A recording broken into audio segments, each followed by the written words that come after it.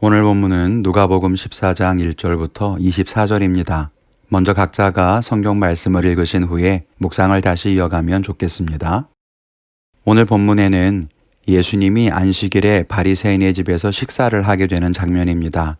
그곳에서 병자를 고치시기도 했고요. 특별히 식사의 자리에 있었기 때문인지 잔치에 대한 말씀을 가르쳐 주십니다.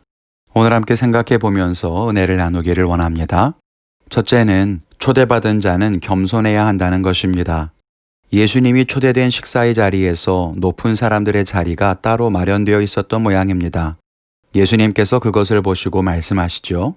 너희가 잔치에 초대가 되면 가장 낮은 자리에 앉으라. 만일 높은 자리에 앉았는데 너보다 더 높은 사람이 오면 자리를 양보해야 하는 민망한 일이 생길 수도 있다. 차라리 낮은 자리에 있으면 너를 높은 자리로 청할 것이다 라고 이야기합니다. 이 이야기는 일반적인 겸손의 태도를 말하는 것으로 볼 수도 있습니다. 사람을 만날 때 겸손을 미덕으로 삼으라는 거죠. 거들먹거리고 교만하다가 망신당하지 말고 겸손하면 오히려 존귀한 대접을 받는다고 말입니다.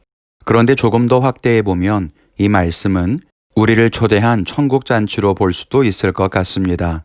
우리는 잔치에 초대된 사람입니다. 하나님의 구원 잔치에, 천국 잔치에 초대되었지요.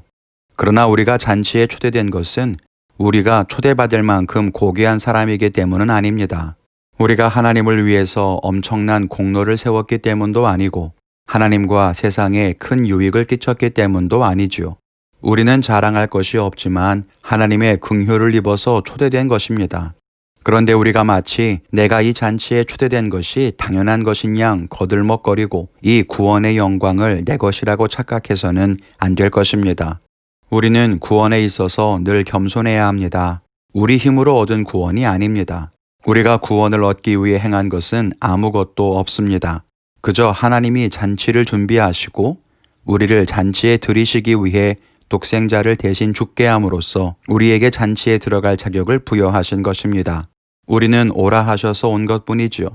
우리가 자랑할 것도 교만할 것도 없습니다. 우리는 천국 잔치에 참여했으나 늘 겸손을 잃지 않아야 합니다. 겸손이란 내가 이룬 공로가 없이 오직 주의 공로로 인해 은혜를 입었다는 것을 고백하는 겁니다. 이것이 잔치에 초대된 사람이 가져야 하는 마땅한 태도인 거예요. 내가 하나님을 위해서 얼마나 헌신했는데, 내가 기도를 얼마나 오래 했는데 혹시 그런 마음이 있으십니까? 다 버리십시오. 잔치에 나보다 더 높은 사람이 와서 내 자리를 빼앗듯이 만일 하나님이 우리에게 베푸신 은혜를 하나씩 나열하면서 내가 너희를 위해서 한 일과 너희가 나를 위해 한 일을 따져보자 하시면 어쩌시겠습니까? 우리의 공로나 헌신은 하나님의 사랑과 은혜에 비할 수가 없겠죠. 구원에 초대된 여러분, 우리가 늘 겸손히 주님의 은혜를 힘입어 살아갑시다. 그럴 때에 참된 천국 잔치를 경험하게 될 줄 믿습니다. 둘째는 잔치에 참여하고 있는가 하는 것입니다. 귀인의 잔치에 참여하는 것이 얼마나 기쁜 일이겠습니까? 우리도 귀한 모임에 초대받으면 기분 좋잖아요. 그런데 초대받는 것보다 더 중요한 것은 초대받은 자리에 참여해야 한다는 것입니다.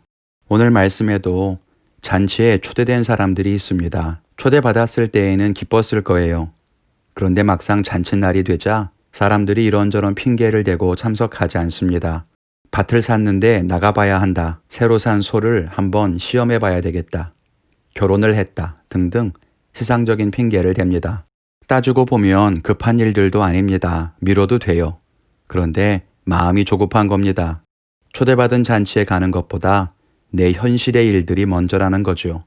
우리의 모습과 닮아 있지 않습니까? 우리도 천국의 잔치에 초대받았을 때에 기뻤습니다. 정말 하나님 나라에 들어갈 수 있다는 사실에 감격했죠. 그런데 정작 구원을 받았는데 잔치에는 참여하지를 않는 거예요. 세상 일이 바빠서, 현실의 문제가 더 급해서, 상황이 안 좋고 문제가 생겨서 잔치에 못 가는 겁니다.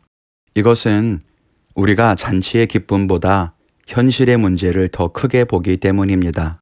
돈으로 비유하기는 좀 웃기지만 현실에서 100만 원 때문에 골치 아프게 싸우고 있는데 만일 잔치에 참여하면 1000만 원을 주겠다라고 하면 누가 현실로 고민하겠습니까? 잔치에서 얻는 게 더 큰데요. 우리가 잔치에 못 가고 현실에 매여 있다는 것은 현실에서 얻는 것이 잔치보다 크다고 여기는 것과 같습니다. 밖에서 일하다가 근심거리가 생겨 집에 들어가도 아이들 웃음소리며 가족들과 함께 식사하는 즐거움 때문에 근심이 사라질 때가 있죠.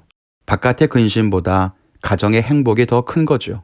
그런데 어느 때는 아이들 웃음소리가 시끄럽고 머리 복잡하게 하는 것 같을 때도 있습니다. 가정의 행복보다 근심을 더 크게 느끼기 때문입니다. 우리는 구원받았습니다. 잔치에 초대되었지요. 그런데 잔치에 참여해서 기쁨과 만족을 누리지 못하고 현실의 문제에 시달리고 있지는 않습니까?